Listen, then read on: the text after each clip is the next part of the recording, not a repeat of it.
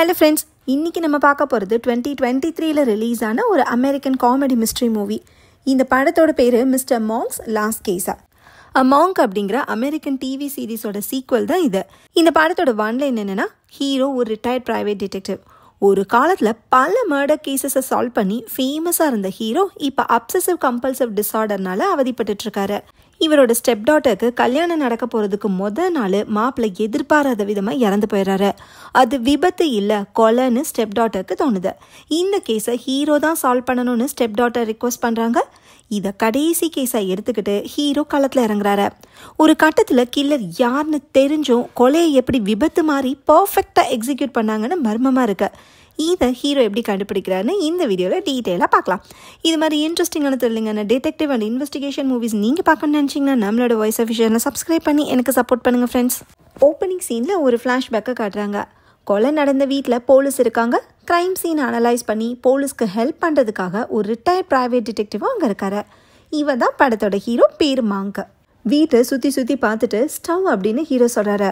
இது முக்கியமான க்ளூவை கண்டுபிடிச்சிட்டான்னு நினச்சி ஸ்டவ் கிச்சனில் இருக்குன்னு ஒரு போலீஸ் ஆஃபீஸர் சொல்கிறாரு. இல்லை, எங்கள் வீட்டு ஸ்டவ்வை ஆஃப் பண்ண மறந்துட்டேன்னு ஹீரோ சொல்கிறாரு. அதுக்கு காரணம் ஹீரோக்கு ஓசிடி இருக்குது, அதாவது அப்சசிவ் கம்பல்சிவ் டிஸார்டர். எல்லாமே கரெக்டாக இருந்தாலும் அது கரெக்டாக இருக்கான்னு மைண்டில் திரும்ப யோசிச்சுக்கிட்டே இருப்பாங்க. ஹீரோவோட அசிஸ்டண்ட்டு ஸ்டவ்வை நான் ஆஃப் பண்ணிட்டேனேன்னு சொல்ல, எல்லா நாபையும் ஆஃப் பண்ணியான்னு ஹீரோ கேட்குறாரு. ஆமாம், எல்லா நாபையும் ஆஃப் பண்ணிட்டேன்னு அசிஸ்டன்ட் சொல்கிறாங்க. இந்த கண்டிஷனில் இருக்கிற ஹீரோவால் கேஸை எப்படி சால்வ் பண்ண முடியும்னு போலீஸ் ஆஃபீஸர்ஸ்க்கு டவுட் வருது. அப்படியே கட் பண்ண ஹீரோ ஒரு பப்ளிஷிங் கம்பெனியில் இருக்காரு. ப்ரைவேட் டிடெக்டிவாக இருந்து 140 ஹோமிசைட் கேஸஸை சால்வ் பண்ணிக்காரு. அதை பற்றி ஒரு புக்கை பப்ளிஷ் பண்ணுறதுக்காக ஹீரோவை பப்ளிஷிங் கம்பெனி ஹையர் பண்ணியிருக்காங்க. ஆனால் ஹீரோ முக்கியமான கேஸஸை எப்படி சால்வ் பண்ணேன்னு எழுதாமல் என்னென்னத்தையோ எழுதி வச்சுருக்காரு. தான் யூஸ் பண்ணுற ஸ்டவ்வை பற்றியும் அதில் இருக்கிற ஃபால்ட்டை பற்றியும் எழுதியிருக்காரு. ஏன்னா அந்த ஃபால்ட் எப்படி வந்துச்சுன்னு ஹீரோ கரெக்டாக கெஸ் பண்ணிட்டாராம். இன்னொரு சாப்டரில் சஸ்பெக்டை பற்றி 2 பேராகிராஃப் எழுதிட்டு சஸ்பெக்ட் யூஸ் பண்ண வேக்யூம் கிளீனரை பற்றி 8 பேஜுக்கு எழுதி வச்சுருக்காரு. இதெல்லாம் ஒரு கண்டென்ட்டா, இது எப்படி பப்ளிஷ் பண்ணுறதுன்னு கம்பெனி மேனேஜர் கோவப்படுறாங்க. ஹீரோ அதையும் கண்டுக்காமல் சேரில் இருக்கிற ஹைட்டை அட்ஜஸ்ட் பண்ணுறதுக்கு ட்ரை பண்ணிகிட்டு இருக்காரு. இதில் இந்த கம்பெனி ஹீரோ புக் எழுதுறதுக்காக இது வரைக்கும் 5 எடிட்டர்ஸு 2 ரைட்டர்ஸை அரேஞ்ச் பண்ணிக்காங்க. ஆனால் ஹீரோவோட ஓசிடியை ஹேண்டில் பண்ண முடியாமல் வேலையை விட்டு போயிருக்காங்க. இதுக்கு மேலே நீங்கள் ஒன்றும் எழுத வேண்டாம், அட்வான்ஸை திருப்பி கொடுங்கன்னு மேனேஜர் சொல்லவும் ஹீரோக்கு அப்செட் ஆகுது. ஏன்னா ஹீரோவோட ஸ்டெப் டாட்டருக்கு இன்னும் 6 வாரத்தில் கல்யாணம் நடக்க போகுது. அதுக்காக ஹீரோக்கு பணம் தேவைப்படுது. ஸ்டெப் டாட்டரோட பேர் மாலி. கோவிட் டைமில் தான் ஹீரோவோட ஓசிடி அதிகமாக இருக்கு. அப்போ மாலி தான் ஹீரோவோட வீட்டிலேருந்து 1 வருஷமாக அவரை பார்த்துக்கிட்டாங்க. அந்த அன்புக்காக அவங்களோட கல்யாண செலவை தான் பார்த்துக்கிறத ஹீரோ ப்ராமிஸ் பண்ணிக்காரு. அதனால் அட்வான்ஸை திரும்ப கேட்காதீங்க, வேணும்னா புக்கை ரீரைட் பண்ணி தரேன்னு ஹீரோ ரிக்வஸ்ட் பண்ணுறாரு. ஆனால் அதுக்கு மேனேஜர் ஒத்துக்கல. நீங்கள் ஒரு ப்ரைவேட் டிடெக்டிவாக இருந்ததெல்லாம் 10 வருஷத்துக்கு முன்னாடி தான், இப்போ உலகம் மாறிடுச்சுன்னு மேனேஜர் சொல்லவும் ஹீரோ சோகமாக கிளம்புறாரு. பேசாமல் தற்கொலை பண்ணிக்கலான்னு அந்த பில்டிங்கில் இருக்கிற ஜன்னலை திறக்கிறாரு. அப்போது ஒரு லேடி அங்கே வந்து ஹீரோ கிட்ட பேசி அவரை குதிக்க விடாமல் தடுக்கிறாங்க. இவங்க வேற யாரும் இல்லை, ஹீரோவோட ஒய்ஃப் தான். ஆனால் இவங்க இறந்து பல வருஷம் ஆச்சு. அவங்க வந்து பேசுகிற மாதிரி ஹீரோக்கு ஹாலுசினேஷன் ஆயிருக்கு. அதனால சூசைட்லேருந்து தப்பிச்சிட்டாரு. அடுத்து 3 வாரம் கழிச்சு அடுத்த சீன் ஆரம்பிக்குது. ஹீரோவும் ஸ்டெப் டாட்டர் மாலியும் ஏர்போர்ட்டில் இருக்காங்க. கல்யாணத்துக்கு பணம் ரெடி பண்ண முடியாதுங்கிற சோகத்தில் ஹீரோ இருக்காரு. அதெல்லாம் பரவாயில்ல, கல்யாணத்தை சிம்பிளாக பண்ணிக்கலான்னு மாலி சொல்கிறாங்க. இப்போ அவங்க ஏர்போர்ட்டுக்கு வந்ததே 2 கெஸ்ட்டை ரிசீவ் பண்ணுறதுக்கு தான். இதில் ஒருத்தவங்க பேர் நட்டாலி, ஹீரோவோட பழைய அசிஸ்டண்ட்டு. ஹீரோவை பற்றி நல்லா புரிஞ்சுக்கிட்டு அவர் கூட 12 வருஷம் ஒர்க் பண்ணது இந்த அசிஸ்டண்ட் மட்டும்தான். அடுத்து இன்னொரு கெஸ்ட் வராரு. இவரோட பேர் ராண்டி, நியூ ஜெர்சியில் ஷெரீஃபாக இருக்காரு. இவங்க 2 பேருமே மாலியோட வெட்டிங்காக தான் வந்திருக்காங்க. அசிஸ்டண்ட்டு தன்னோட லக்கேஜை எடுக்கிறதுக்காக ஹீரோவை கூட்டிகிட்டு போகிறாங்க. அப்போ சீஃபு ஹீரோவை பற்றி மாலிக்கிட்ட விசாரிக்கிறாரு. கோவிட் டைமில் ஹீரோவோட ஓசிடி அதிகமானதையும் ரீசெண்டாக புக் டீலிங் கேன்சல் ஆனதையும் மாலி சொல்கிறாங்க. மாலி கல்யாணம் பண்ணிக்க போகிறவர் ஒரு ஜேர்னலிஸ்ட்டு. அவரோட பேர் கிரிஃபின். நான் ஜேர்னலிஸ்ட்டுன்னே சொல்கிறேன். தப்பு பண்ணவங்க எவ்வளோ பெரிய ஆளாக இருந்தாலும் சரி, அவங்கள பற்றி தைரியமாக ஆர்டிக்கல் எழுதுவாராம். இன்னைக்கு அவர் ஒரு பில்லியனரை இன்டர்வியூ எடுக்க போகிறதா ஷெரீஃப் கிட்ட மாலி பெருமையாக சொல்கிறாங்க. அடுத்த சீனில் அந்த பில்லியனரை காட்டுறாங்க. இவரோட பேர் ரிக்கு. வேர்ல்ட்லேயே நம்பர் 1 பணக்காரர். இவர் 19 வயசில் ஏர்ஃபோர்ஸில் இருந்திருக்காரு. கிடைச்ச கேப்பில் கம்ப்யூட்டர் ப்ரோக்ராமிங் கோர்ஸை படிச்சுட்டு ஆன்லைன் ஷாப்பிங் வெப்சைட்டை டிசைன் பண்ணிக்காரு. அதில் தான் கோடியாக சம்பாதிச்சு சொந்தமாக ராக்கெட்டை டிசைன் பண்ணுற அளவுக்கு வளர்ந்துருக்காரு. கூடிய சீக்கிரமே அந்த ராக்கெட்டை லான்ச் பண்ணி பூமியவே சுற்றி வர பிளானில் இருக்காரு. இப்போ அந்த ராக்கெட் என்ஜினோட லோட் கெப்பாசிட்டியை தன்னோட சயின்டிஸ்ட்டை வச்சு லான்ச் சைட்டில் டெஸ்ட் பண்ணிட்டு இருக்காரு. மேக்ஸிமம் கெப்பாசிட்டியை தாங்குற மாதிரி ராக்கெட்டோட சேம்பரை டிசைன் பண்ணதே இந்த ரிக் தான். இன்ஜின் டெஸ்ட் சக்ஸஸ் ஆகுது. ஜேர்னலிஸ்ட் லான்ச்சிங் சைட்டுக்கு வந்து ரிக்கை மீட் பண்ணி இன்டர்வியூ எடுக்க ரெடி ஆகுறாரு. ஜேர்னலிஸ்ட்டை பற்றி ரிக் நிறையவே தெரிஞ்சு வச்சிருக்காரு போல. ஜேர்னலிஸ்ட்டுக்கு ஸ்கை டைவிங், கிளிஃப் ஜம்பிங்னு அட்வென்ச்சர்ஸில் இன்ட்ரெஸ்ட் அதிகம். நீங்களும் என்ன மாதிரியே ஒரு முரட்டு தைரியசாலி தானே ரிக் சொல்கிறாரு. ஜேர்னலிஸ்ட்டு ரெக்கார்டரை ஆன் பண்ணி இறந்து போன உங்களோட பிஸ்னஸ் பார்ட்னரை பற்றி பேசலாமான்னு கேட்குறாரு. உடனே ரிக்கு ரெக்கார்டரை ஆஃப் பண்ண சொல்கிறாரு. பார்ட்னரோட டெத்தை பற்றி இன்டர்வியூ கொடுக்க ரிக் விரும்பல. அது ஒரு ஆக்சிடென்ட் தான்னு ரிக் சொல்கிறாரு. என்ன நடந்திருக்குன்னா, ஒரு நாள் ரிக்கும் பார்ட்னரும் பார்படாஸ்க்கு போயிருக்காங்க. அங்கே ரிக்கு ஹோட்டல் ரூமில் ஸ்டே பண்ணியிருந்தப்ப பார்ட்னர் ஸ்கூபா டைவிங் போயிருக்காரு. அப்போ எதிர்பாராத விதமாக பார்ட்னர் கடலில் மூழ்கி இறந்து போயிருக்காரு. நடந்தது ஒரு ஆக்சிடென்ட்னு இன்வெஸ்டிகேஷனில் தெரிய வந்தாலும் ஜேர்னலிஸ்ட் அதை நம்பலை. பார்ட்னர் ஸ்கூபா டைவிங் போனப்போ அவர் கூட இன்னொரு ஆள் இருந்திருக்காரு. அதுக்கான ப்ரூஃப் என்கிட்ட இருக்குன்னு சொல்லி ஜேர்னலிஸ்ட் ஒரு ஃபோட்டோவை காட்டுறாரு. பார்ட்னர் கூட வேற ஒரு ஆளும் அன்னைக்கு ஸ்கூபா டைவிங் போயிருக்காரு. அவர் தான் பார்ட்னரோட ஆக்சிஜன் மாஸ்கை எடுத்து விட்டுட்டு சாகடிச்சிருக்கணும்னு ஜேர்னலிஸ்ட்டுக்கு தோணுது. ஏன்னா அந்த பிரைவேட் போட்டோட கேப்டனுக்கும் அங்கே இருக்கிற லோக்கல் அஃபிஷியல்ஸ்க்கும் நிறைய பணத்தை கொடுத்து யாரோ ஆஃப் பண்ணியிருக்காங்க. இது எல்லாத்துக்கும் பின்னாடி இருக்கிற கிரிமினல் ரிக் தான்னு ஜேர்னலிஸ்ட் இன்டைரக்டாக சொல்கிறாரு. ஆனால் ரிக்கு பதட்டமே இல்லாமல் ஜேர்னலிஸ்ட்டை ஃபஸ்ட்டு மிரட்டி பார்க்குறாரு.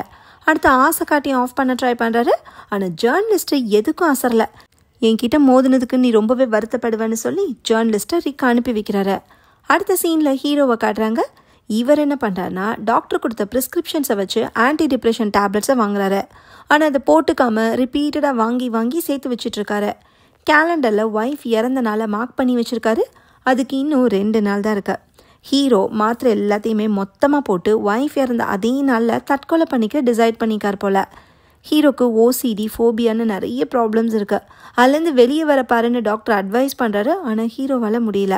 இதுக்கு மேலே வாழ்கிறதுல அர்த்தமே இல்லைன்னு நினைக்கிறாரு. அடுத்து நைட் டைமில் ஏதோ ஒரு பில்டிங்குள்ளே ஹூடி போட்ட ஸ்ட்ரேஞ்சர் ஜன்னல் வழியாக நுழையிறான். அவன் யார் என்ன பண்ணான்லாம் தெரில. அந்த பில்டிங் ஜேர்னலிஸ்டோட வீட்டுக்கு பக்கத்தில் இருக்கிற அவரோட ஒர்க் ஷாப் தான். அடுத்த நாள் காலையில் ஜேர்னலிஸ்ட்டை மாலி மீட் பண்ணுறாங்க. நாளைக்கு மதியம் 2 மணிக்கு கல்யாணம். அதுக்கான அரேஞ்ச்மெண்ட்ஸ் நடந்துட்டுருக்கு. இன்றைக்கி ஜேர்னலிஸ்ட்டு பஞ்சி ஜம்பிங் பண்ண ரெடி ஆகிட்டுருக்காரு. கல்யாணத்தை வச்சுக்கிட்டு நாள் இந்த வேலையெல்லாம் தேவையான மாலி கேட்குறாங்க.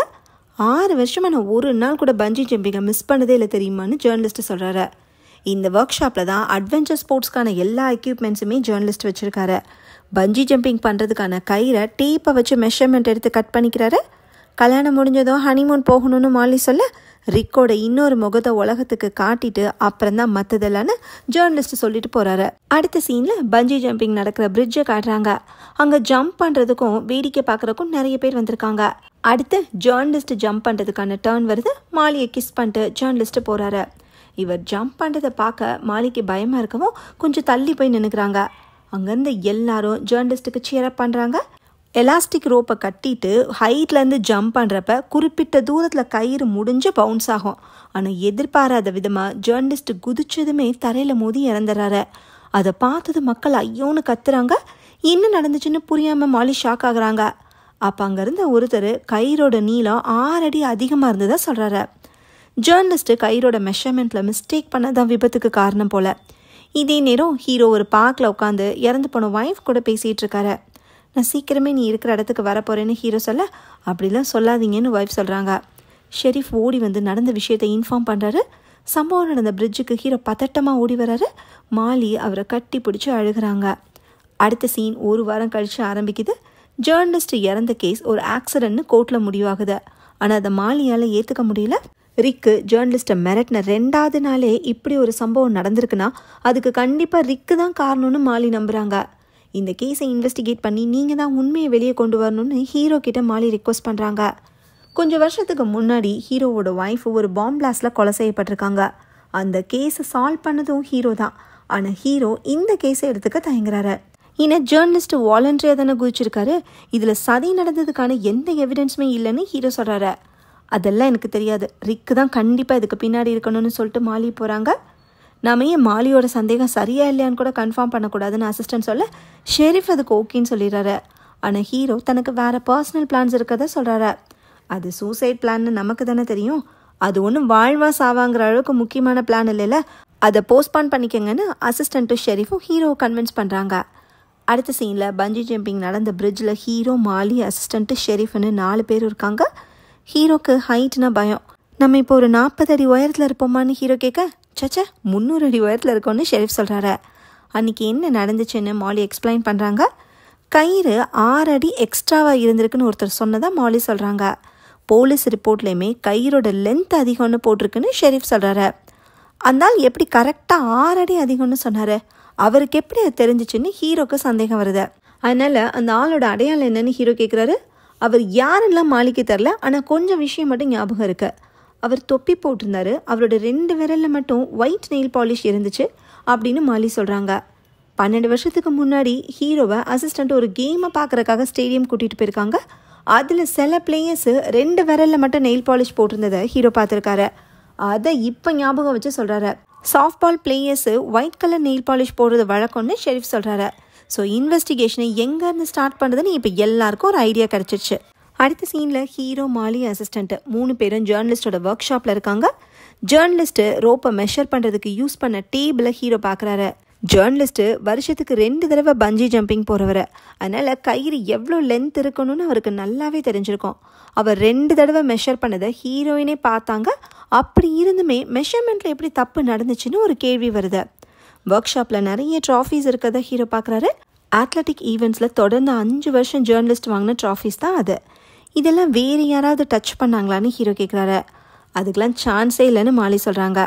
ஹீரோ அப்படி கேட்டதுக்கான காரணம், ட்ராஃபீஸ் எல்லாமே ஆர்டராக இல்லாமல் வருஷம் மாற்றி மாற்றி அரேஞ்ச் ஆகிருக்கு.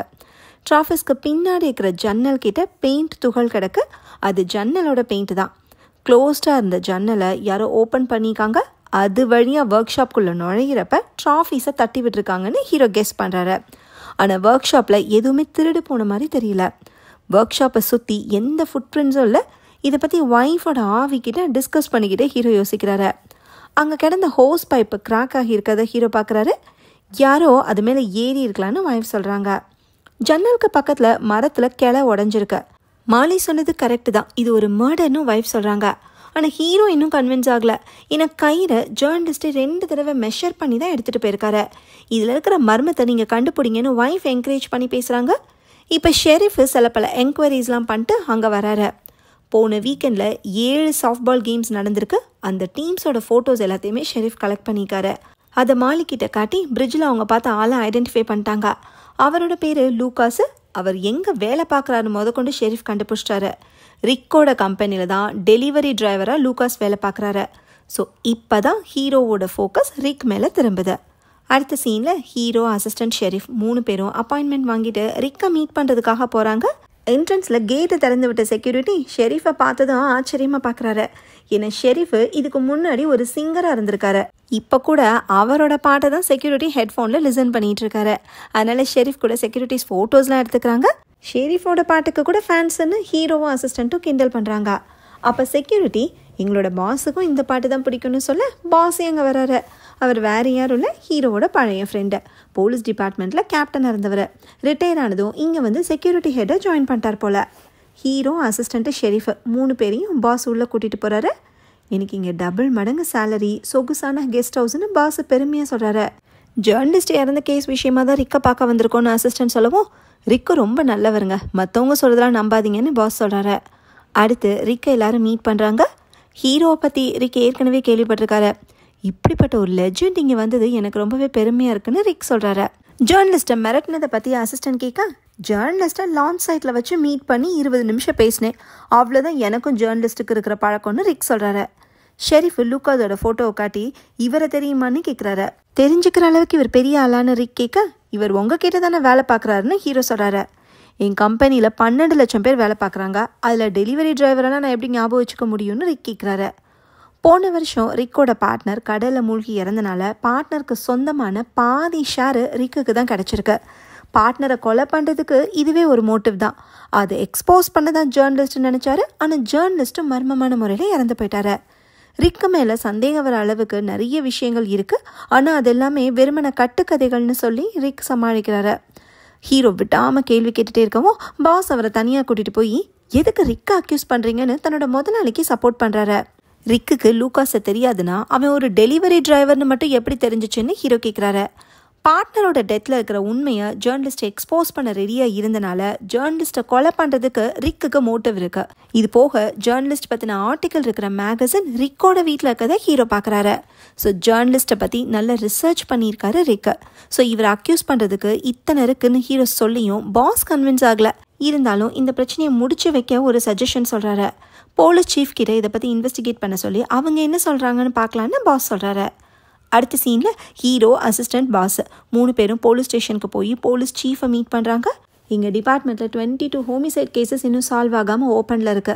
ஹீரோ மறுபடியும் கன்சல்டண்ட்டை ஜாயின் பண்ணி டிபார்ட்மெண்ட்டுக்கு ஹெல்ப் பண்ணணும்னு போலீஸ் சீஃப் ரிக்வஸ்ட் பண்ணுறாங்க. ஹீரோ தனக்கு வேறு பர்சனல் பிளான் இருக்கதா சொல்கிறாரு. அட நீங்களும் உங்கள் பிளானும் அப்படின்னு அசிஸ்டன்ட் சொல்கிறாங்க. அடுத்து பிரிட்ஜில் சம்பவம் நடந்தப்போ கிடைச்ச ஃபூட்டேஜஸை ப்ளே பண்ணி பார்க்குறாங்க. அங்கே நடந்தது எல்லாத்தையும் 8 பேர் ரெக்கார்ட் பண்ணிக்காங்க. ஜேர்னலிஸ்டோட கயிறை வேறு யாருமே டச் பண்ணவே இல்லை. ஃபூட்டேஜில் லூகாஸ் இருக்காரு. அவர் ஜேர்னலிஸ்ட்டுக்கிட்ட எதுவுமே பேசல. இன்னும் சொல்ல போனால் ஜேர்னலிஸ்ட்டுக்கு பக்கத்தில் கூட போகலைன்னு தெரிய வருது. இருந்தாலும் நான் லூகாஸ் கிட்ட பேசணும்னு ஹீரோ சொல்கிறாரு. அது முடியாதுன்னு போலீஸ் சீஃப் சொல்கிறாங்க. ஏன்னா லூகாஸு காலையிலே லாயரை ரெடி பண்ணிட்டாராம். லூகாஸோட பேக்ரவுண்டை செக் பண்ணதில் அவர் மேலே ஏற்கனவே அடித்தடி கேசஸ்லாம் இருக்கு. அதுக்கு ஜெயிலுக்கெலாம் வேறு போயிட்டு வந்திருக்காரு. கிரிமினல் பேக்ரவுண்ட் இருக்கிறனால தான் லூகாஸ் ரிக்கு ஹையர் பண்ணிக்கணும்னு அசிஸ்டன்ட் சொல்கிறாங்க. அதான் லூகாஸ் எதுவுமே பண்ணலன்னு ஃபூட்டேஜில் தெரியுதுல, நடந்தது ஒரு ஆக்சிடென்ட் தான்ப்பான்னு பாஸ் சொல்கிறாரு. இப்போ ஷெரீஃபு அந்த பிரிட்ஜு மாதிரியே மாடல் செஞ்சு கொண்டு வந்து ஒரு அசாத்தியமான தியரியை அசால்ட்டாக எக்ஸ்பிளைன் பண்ணுறாரு. அது என்னன்னா, ஜேர்னலிஸ்ட்டு கயிறை கரெக்டாக மெஷர் பண்ணியும் ஆக்சிடென்ட் நடந்திருக்குன்னா யாரோ பிரிட்ஜோட ஹைட்டை இறக்கி வச்சுட்டாங்களாம். அதை இப்போ புரிய வைக்கிறதுக்காக பில்லர்ஸில் மோட்டார் வச்சு ரிமோட் கண்ட்ரோல் யூஸ் பண்ணி பிரிட்ஜை 6 அடி இறக்கி டெமோ காட்டுறாரு. இந்த கருமத்தை தான் நைட் ஃபுல்லாக ஓட்டிகிட்டு இருந்தியான்னு கேட்குற மாதிரி எல்லாரும் ரியாக்ஷன் கொடுக்குறாங்க. பாஸ் ஹீரோவை தனியாக கூட்டிகிட்டு போய் ரிக்கு கிரிமினல் இல்லைன்னு கன்வின்ஸ் பண்ண ட்ரை பண்ணுறாரு. இவர் ஏன் இவ்வளோ விசுவாசமாக இருக்காருனா, ரிக்கால தான் பாஸுக்கு சொகுசான வாழ்க்கை கிடைச்சிருக்கு. $20,000 வாட்ச்சு, ட்ராவல் பண்ணுறதுக்கு ப்ரைவேட் ஜெட்டுன்னு எல்லாமே கிடைக்குதுன்னா சும்மாவா என்ன? அடுத்த சீனில் ஹீரோவும் மாலியும் ஜேர்னலிஸ்டோட வீட்டில் இருக்காங்க. ஜேர்னலிஸ்ட் எழுதி வச்சிருந்த ஒரு நோட்ஸை பார்க்குறாங்க. அதில் நிறைய பேராக இருக்குது. இவங்க எல்லாமே பார்ட்னர் இறந்த கேஸில் ஜேர்னலிஸ்ட் பேச ட்ரை பண்ண விட்னஸஸ். ஆனால் இவங்க எல்லாரையுமே ரிக்கு பணம் கொடுத்து ஆஃப் பண்ணி வச்சுருக்காரு. இந்த லிஸ்ட்டில் லாஸ்ட்டாக கிரெம்லின்னு போட்டிருக்கு. அது ரஷ்யாவில் இருக்கிற ஒரு இடத்தோட பேர். அதுக்கு என்ன அர்த்தம்னு மாலிக்கே தெரில. ஜேர்னலிஸ்ட்டு கல்யாணத்துக்கு போடுறதுக்காக வச்சுருந்த கோட் சூட்டில் ஒரு லெட்டர் இருக்குது. அது மாலிக்காக ஜேர்னலிஸ்ட் எழுதின லவ் லெட்டர். அதை படித்து பார்த்துட்டு மாலி இமோஷ்னலாக ஹீரோ ஆறுதல் சொல்கிறாரு. அடுத்த சீனில் ராக்கெட் லான்ச் சைட்டில் ரிக்கு லூகாஸை மீட் பண்ணுறாரு. எல்லாமே நம்ம பிளான் படி தான் பண்ணேன்னு லூகாஸ் சொல்ல, அப்புறம் எப்படி டிடெக்டிவ் என்னோட வீட்டுக்கு தேடி வந்தார்னு ரிக் கேட்குறாரு. ஸோ ரிக்கு தான் லூகாஸை வச்சு ஜேர்னலிஸ்ட்டை கொலை பண்ணிக்கான்னு இப்போ நமக்கு கன்ஃபார்ம் ஆகுது. வேணும்னா சொல்லுங்கள், எக்ஸ்ட்ரா சார்ஜ் இல்லாமல் அந்த டிடெக்டிவே முடிச்சிட்றேன்னு லூகாஸ் சொல்ல, நீ பண்ண வரைக்கும் போதும், அந்த டிடெக்டிவை நான் பார்த்துக்கிறேன்னு ரிக் சொல்கிறாரு. இவங்க 2 பேரும் இப்படி சீக்ரெட்டாக பேசிகிட்டு இருக்கதை சிசிடிவி மானிட்டர் பண்ணிகிட்டு இருந்த பாஸ் பார்க்குறாரு. ஜேர்னலிஸ்ட்டை கொலை பண்ணது ரிக்குன்னு மற்றவங்க சந்தேகப்படுறது கரெக்டு தான்னு இப்போ பாஸுக்கும் புரியுது. அடுத்த சீனில் ஹீரோ டாக்டரை மீட் பண்ணுறாரு. இந்த டாக்டர் ரிட்டையர் ஆகி 2 மாதம் ஆயிடுச்சு. இப்போ டாக்டருக்கு இருக்கிற ஒரே பேஷண்ட்டு ஹீரோ மட்டும்தான். ஆனால் ஹீரோ அப்பாயின்மெண்ட்டுக்கு சரியாக வராமல் விரக்தியாக சுற்றிட்டு இருக்காரு. ஹீரோவோட பொட்டென்ஷியல் என்ன, அவரை சுற்றி இருக்கிற எல்லாரும் அவரை எவ்வளோ நேசிக்கிறாங்கன்னு டாக்டர் ஹீரோக்கு எடுத்து சொல்கிறாரு. நான் 140 கேசஸை சால்வ் பண்ணி என்ன பிரயோஜனம், சிட்டியில் இன்னும் க்ரைம் ரேட் அதிகமாக தானே இருக்குன்னு சொல்லி நியூஸ் பேப்பரை காமிச்சு ஹீரோ வருத்தப்படுறாரு. அப்போ ஒரு பேஜில் அனிமல் ஷெல்டருக்கு மிரட்டல் வந்ததை நியூஸ் போட்டிருக்கு. அந்த அனிமல் ஷெல்டரோட அட்ரஸை பார்த்ததும் ஹீரோக்கு ஏதோ ஸ்ட்ரைக் ஆகுது. அடுத்த சீனில் ஹீரோ அசிஸ்டண்ட்டை கூட்டிகிட்டு நியூஸ் பேப்பரில் போட்டிருந்தா அனிமல் ஷெல்டருக்கு போகிறாரு. ரீசெண்டாக 2 தடவை இந்த அனிமல் ஷெல்டருக்கு வெடிகுண்டு மிரட்டல் வந்திருக்கு. இன்றைக்கி காலையில் வந்தது 3வது லெட்டர். அதை ஹீரோ கிட்ட அனிமல் ஷெல்டர் ஸ்டாஃபை கொடுக்குறாங்க. ஷெல்டரில் இருக்கிற அனிமல்ஸ்க்கு விடுதலை கிடைக்கணும், அதனால் ஷெல்டர் தகத்தெறியப்படும்னு லெட்டரில் போட்டிருக்கு. இந்த ஹேண்ட் ரைட்டிங்கை எங்கேயோ பார்த்த மாதிரி இருக்கேன்னு ஹீரோ யோசிக்கிறாரு. 2 நாளைக்கு முன்னாடி ரிக்கோட வீட்டுக்கு ஹீரோ போனப்ப அங்கே ஒரு ஸ்டிக்கி நோட்ஸில் ஒரு அட்ரஸை பார்த்துருந்துருக்காரு. நியூஸ் பேப்பரில் போட்டிருந்த அனிமல் ஷெல்டரோட அட்ரஸ் தான் அது. ரிக்கோட வீட்டில் ஸ்டிக்கி நோட்ஸில் இருந்த ஹேண்ட் ரைட்டிங்கும் இந்த லெட்டரில் இருக்கிற ஹேண்ட் ரைட்டிங்கும் ஒரே மாதிரி தான் இருக்குது. ஸோ இந்த வெடிகுண்டு மிரட்டில் பண்ணது ரிக்கா தான் இருக்குன்னு ஹீரோ சொல்லவும், அவ்வளோ பெரிய பணக்காரர் எதுக்கு இதை பண்ண போகிறாருன்னு ஸ்டாஃபுக்கு ஒன்றுமே புரியல. இந்த அனிமல் ஷெல்டரில் ஒரு கண்ணு தெரியாத டாகை 6 மாதமாக பார்த்துட்ருக்காங்க. அதால் சரியாக நடக்க முடியாமல் எல்லாத்துக்குமே பயந்துக்கிட்டே இருக்குமா.